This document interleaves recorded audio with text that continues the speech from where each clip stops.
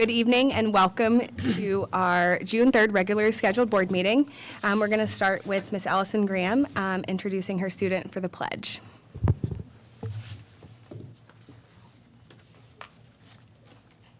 I would like to introduce Mr. Noah Parks, who's going to lead you in the pledge. He's a sixth grader at Morehead City Middle School. All right. When do I say it? Wait, when do I say it?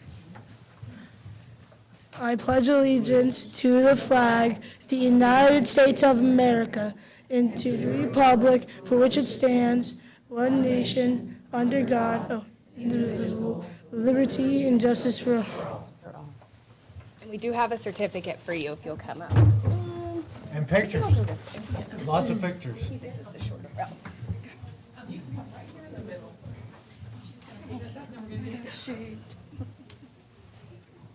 We're offside.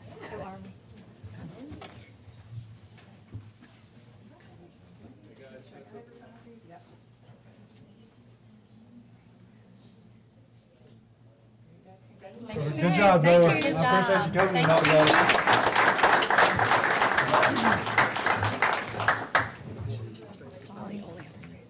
Yes. Perfect. And then Miss Molly Olander is going to join us for the invocation.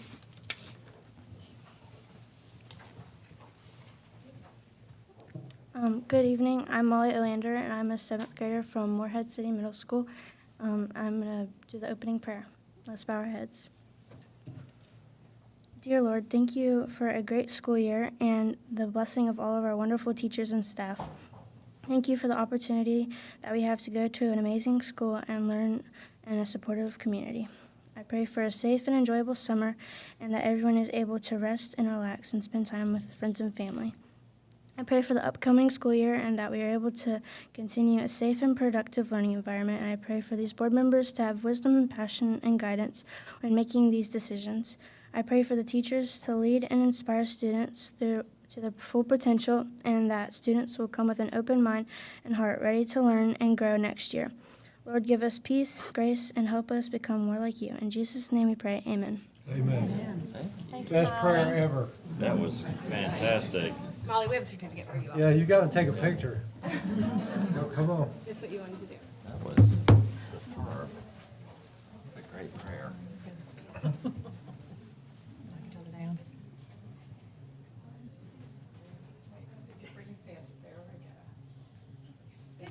Thank you, Molly. Thank you. Good job.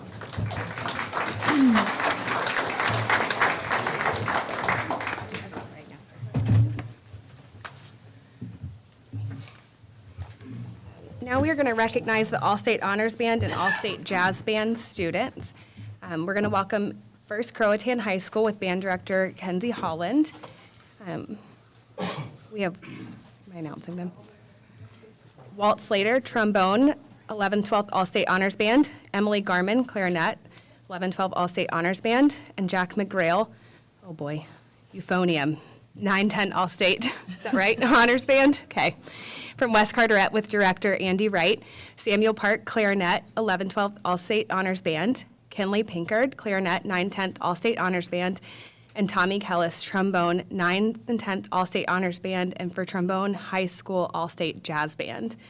And from Morehead City Middle School with band director Mr. Jason Robinson, we have Elliot Edwards, trumpet, middle school All-State Honors Band. And Eason O'Brien, horn, middle school All-State Honors Band. Also not with us this evening from Broad Creek Middle School with band director Mr. David Stroud is Sapphire Ovando, clarinet, middle school All-State Honors Band, and Pierce Ormsby, trombone, middle school All-State Honors Band for trombone and high school All-State Jazz Band. And we have lots of certificates.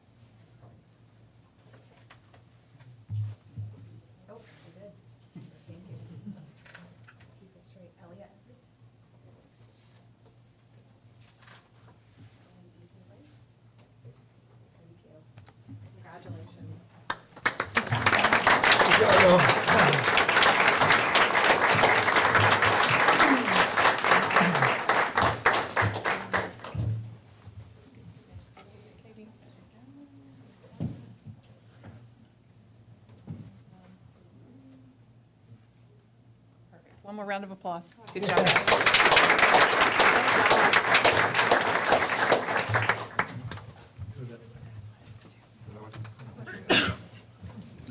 Thank you.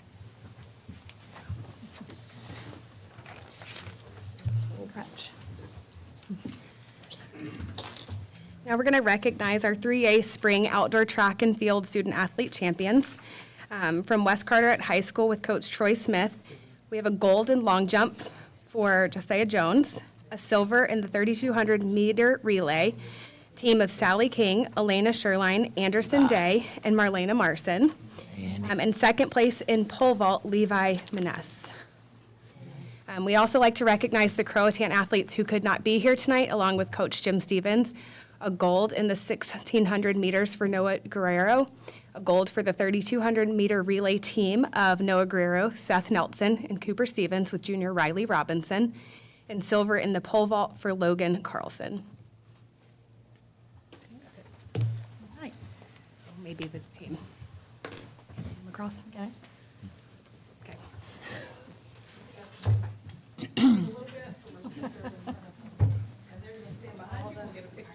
Hey, weren't y'all here like recently? Yeah. Proud of y'all, good job. Get a picture as well. You are welcome to. I like it. Now we're not the same. It's okay. We'll get this.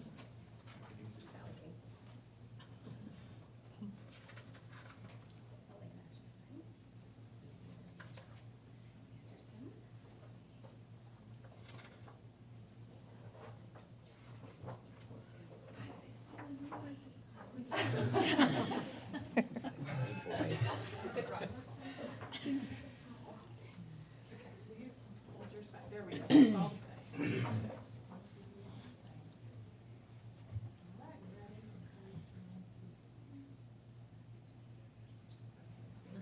Good job, y'all.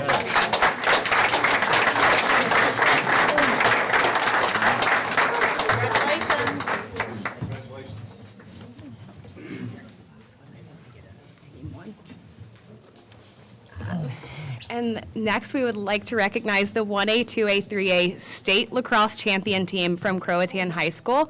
The team with Coach George Benson and Assistant Coach John Bradley.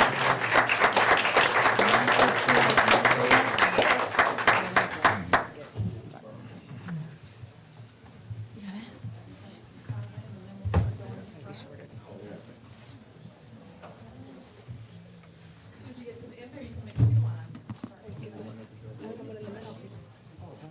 Yes. That would have been.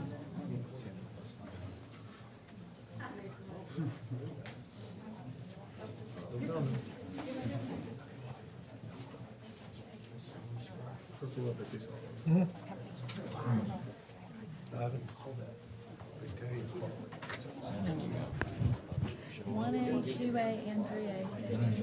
All right, boy. Wow. Because it's such a small. Such a small. This might be our biggest photo. I'm gonna get this up here. Yeah, you're gonna have to sorority pose. Front row down. Second row big. Shorter. I think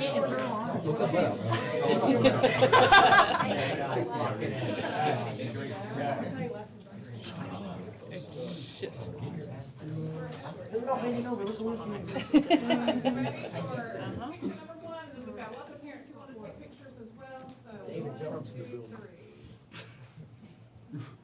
Perfect. You're welcome to come up and get a photo from you.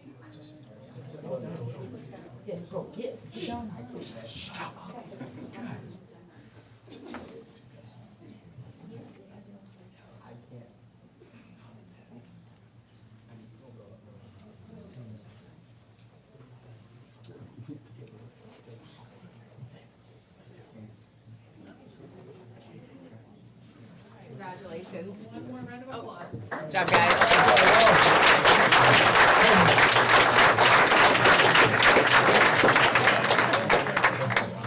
In heels.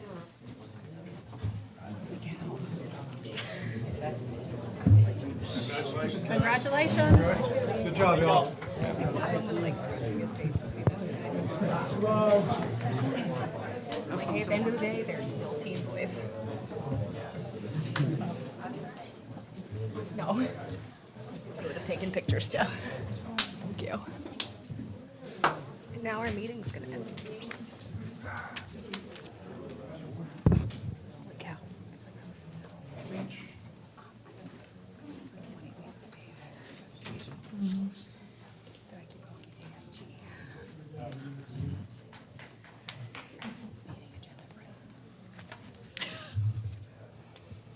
For doing that. Thank you.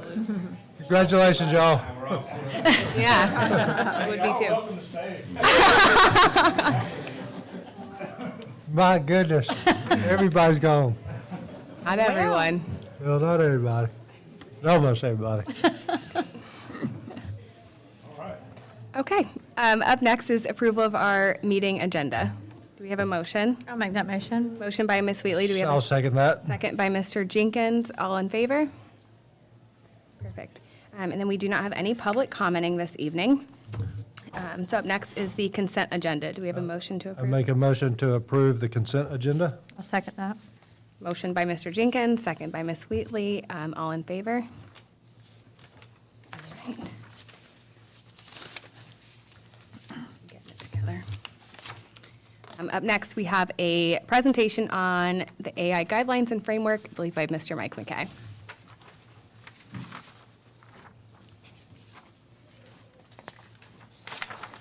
Good evening, Board, and thank you for allowing us to come and share this with you tonight. It's been a work long in the process, a little bit behind some of our other counties, but also that was by design. Sometimes we don't want to be on the cutting edge of everything. Sometimes it bleeds when you're on that cutting edge. But I also want to thank our committee that helped with this. Tony Luther, the elementary rep from Moorhead Primary as an ITF, Stacy Ham, ITF from Moorhead Middle, Wendy Gardner, ITF from Croatan High School, and then also James Gray and myself, James Gray, our network engineer. Developed and reviewed this policy looking at the DPI guidelines for it. Also, we used some other PSUs that have been doing this a little bit longer than us, about a year and a half for most of them that we've been looking at. And we took some of theirs and then developed our own that seemed to fit for Carteret County and what we needed. You will see these are guidelines and frameworks, and you may ask, why is it not a policy? Simply because the technology is changing so fast.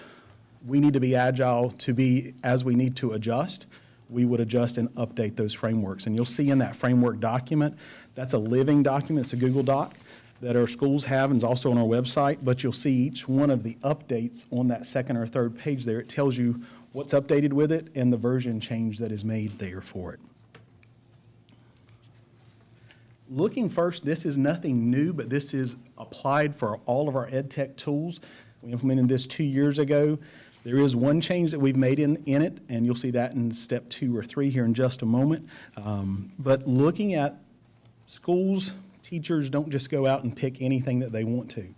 There are some things and some safeguards that we need to have in place for our students and for our teachers in order to put any ed tech tool, especially one with generative AI in place. First of all, teacher says they want to use a generative AI tool or an ed tech tool. They review that. They do not use it as students. That's not the review. They review it with themselves. Then from that, it goes to their school level review to the Media Technology Advisory Committee, which is made up of representatives from all of their departments at their schools. The next thing, if that approves from them, then it comes, the district level request is made by the ITF at the school. And then that comes over to curriculum instruction. That is the change that we're making for this coming year. As we're looking at that, we've looked at a lot of the technical requirements, but the one thing that was not there is the pedagogy and the alignment to the North Carolina Standard Course of Study. So the curriculum instruction team will review that first before we ever get to the technical requirements. If it passes that, then it comes over for technical and compliance. Some of those things that we look at, so where's the server housed? Is it housed inside of the United States? So that we're not shipping our students' data somewhere outside of the country. Also looking at some of the data compliance and storage standards that they have. There's quite a lengthy submission for a vendor to prove that to us outside of just where their servers are at, but some of those safeguards that they have in place. It's about a 19-page document actually from DPI that they asked for that. They require it only for the things that get information from our student information system. In Carteret County, we require it for every application if it gets any type of student data. If it's important enough to protect it from the SIS, it's important enough for us to protect it if we're giving it student information regardless of the source. Once that comes back, myself and the WAN engineer review that for the technical compliance. If it meets the technical compliance and it's already met the step 4 there with curriculum instruction, then that's communicated back to the school and that is approved for them to use. Looking at this AI literacy timeline, kind of looking at a progression of AI use.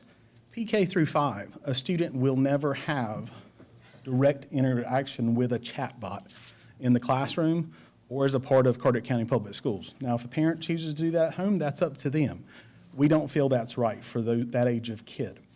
The reason being for that, when you look at it, a kid doesn't understand the difference, the developmental, in they're not talking to a live person.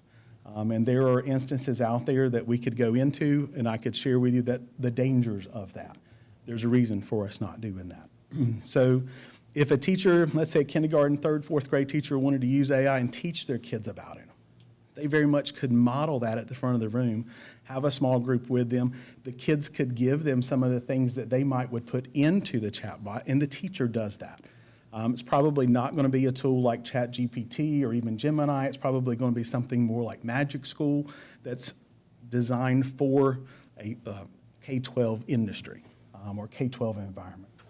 Looking at some of those other things that would continue to focus on, which are not anything new, those things of the K-5 computer science standards, digital citizenship we've done for as long as we've had E-rate. We've done digital citizenship in Carteret County every year.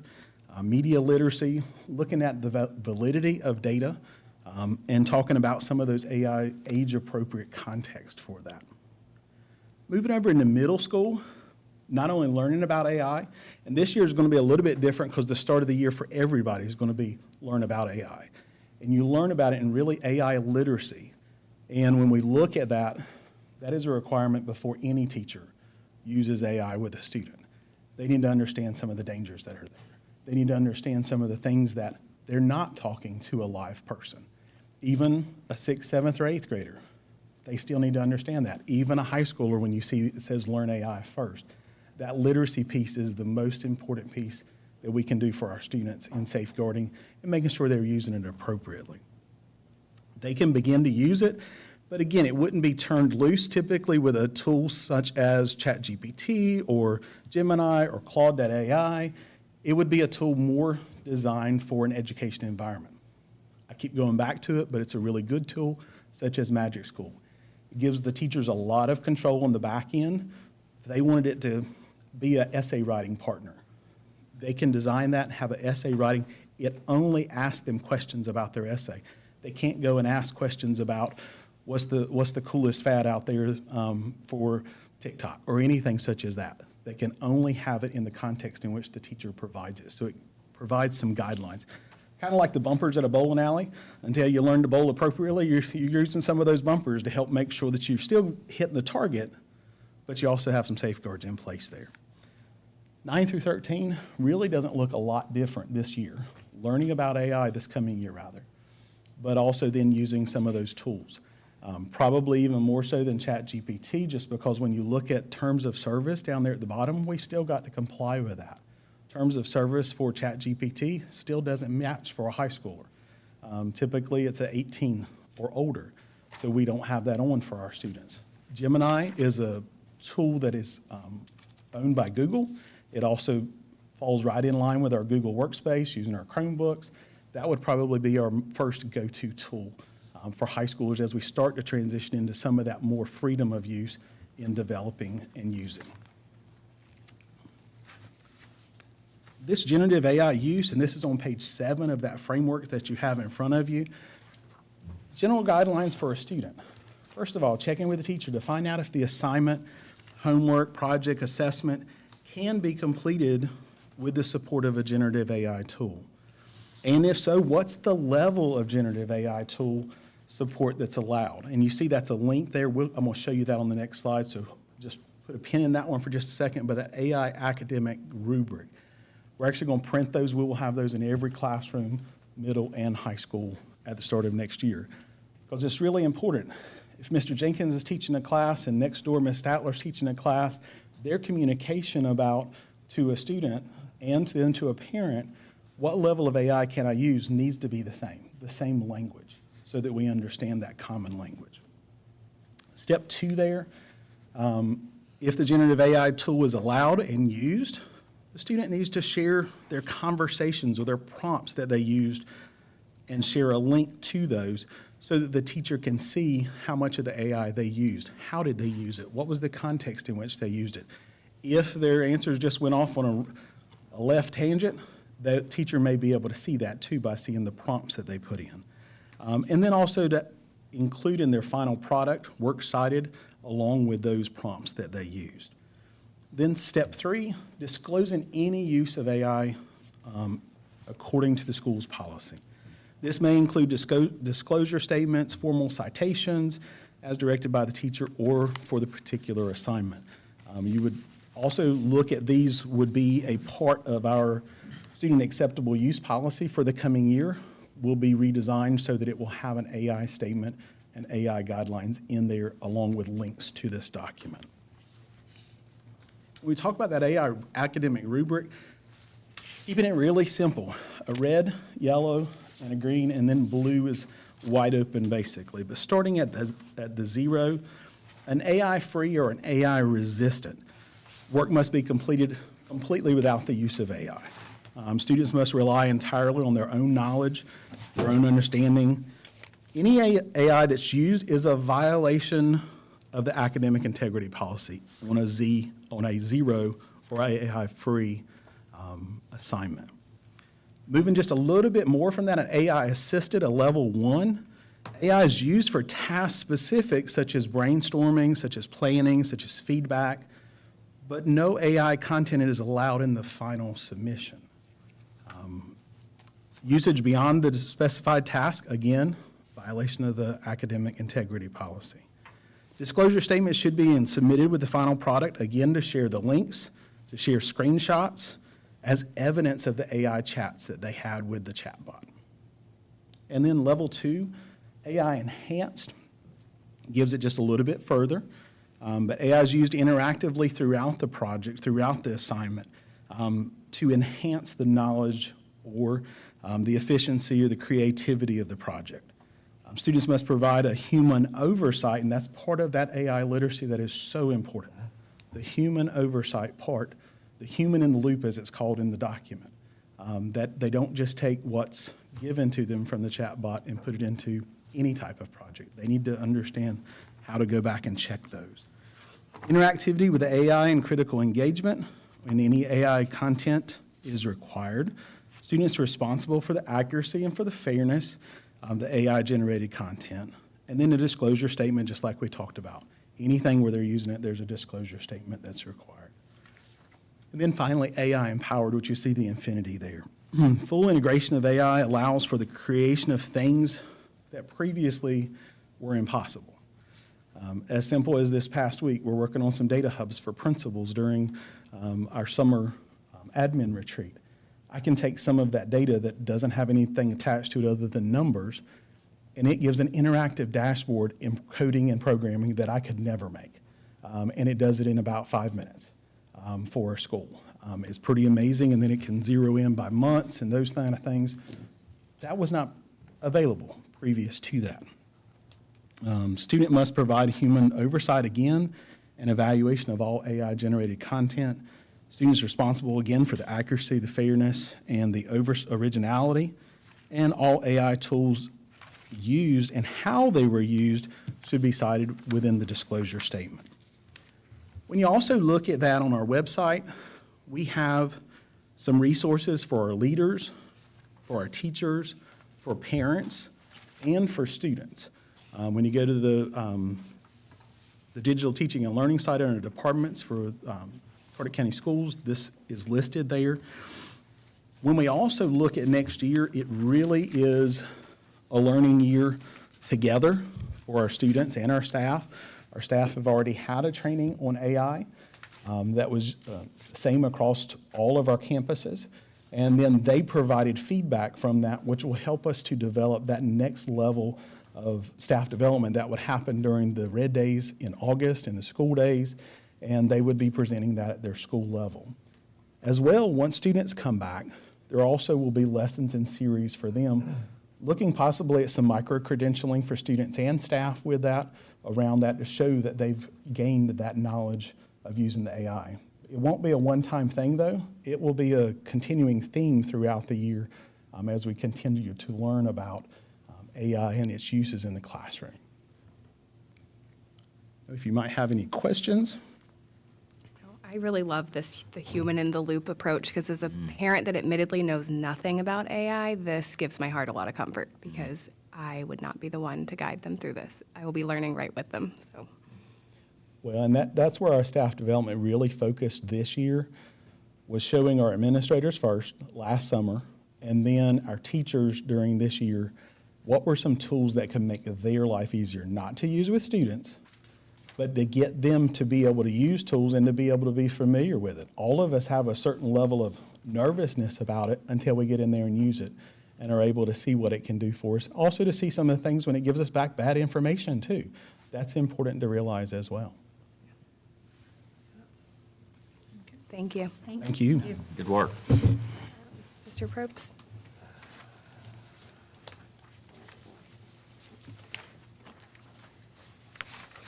Good evening, Board. I will be brief. These policies that are coming before you for first read are policies that come from the spring 2025 update packet from the North Carolina School Board Association. It was a lengthy packet, and I kind of broke it down. And the first things that we need to adopt are those new revisions to the Title IX that are required by U.S. Department of Education. Essentially, what we are doing is reverting back to the policies and procedures of the prior to the previous administration's revisions of Title IX. So we'll be going back to those previous policies. Mr. Whitford did review the policies and made a few edits for our local purposes, and that is all I have to report. I'll be happy to answer any questions you may have. Thank you. All right, thank you. Thank you. Leave her to Mr. Paler for bond update. Yes, ma'am, thank you. So we still just have two projects going on, and the first I'll talk about is East Carteret High School Culinary Lab. There they have installed the drop ceiling, and they're currently putting lights in the ceiling. The drywall is finished, and it has a coat of primer and paint.